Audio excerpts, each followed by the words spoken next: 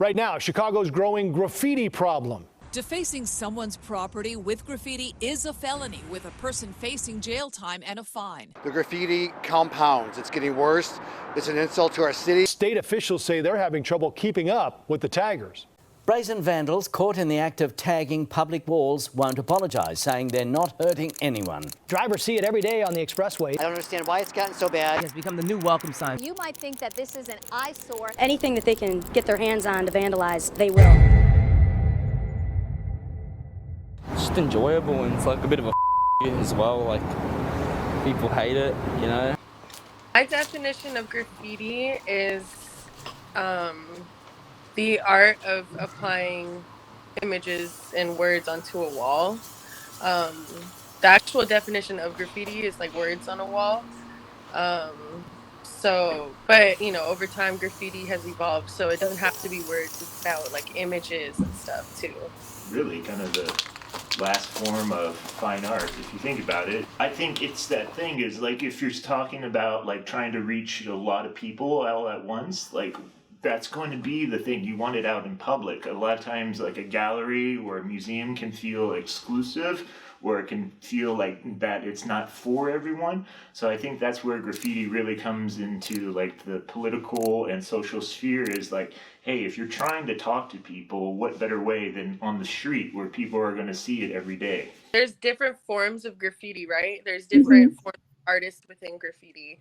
The taggers, the bombers, the piecers, the train artists, you know? Yeah. So those are actually all considered graffiti. The only thing I wouldn't consider graffiti is murals.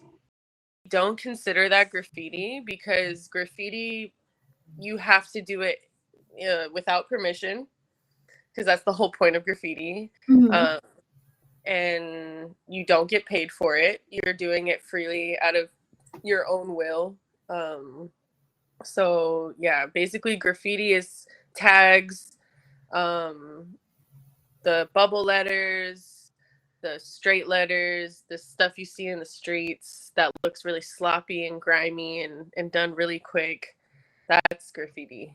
So it's funny because you can say it's, you know, legal or illegal, but if I paint something on a wall and I don't get permission, it's graffiti and vandalism. If somebody pays me, all of a sudden it becomes a mural. Graffiti is both. Graffiti is vandalism, but graffiti is art. Graffiti's not for everybody, so of course it's vandalism, but for the people who it is for, it's art. What difference is someone putting up a billboard advertising alcohol any different from me trying to go up there and spray paint flowers all over it? You know what I mean?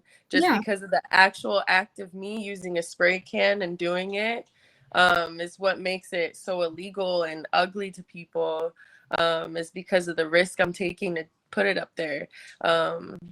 But if graffiti writers were rich people and they had money to just put it up there and pay someone to do it, it's not as intimidating. So I think it's just because it's so intimidating to certain people that they don't classify it as art, but it is. We are absolutely vandalizing. I'm very aware of that. But there's levels to vandalism. Vandalism is like ruining something that can't be repaired, right? Or something that you have to repair. Technically, when you're spray painting something and it's nice, you're not technically ruining it. Sometimes graffiti helps certain areas and makes them look a lot nicer. We're not hurting anybody but ourselves with graffiti. Like, we're not here to hurt people, rob people, break your windows, none of that. We'll hop fences, but like, we're not gonna like ruin something to apply our graffiti, if that makes sense. It kind of goes to the artistic spirit of being a rebel and being somebody that's outside of the norms of society.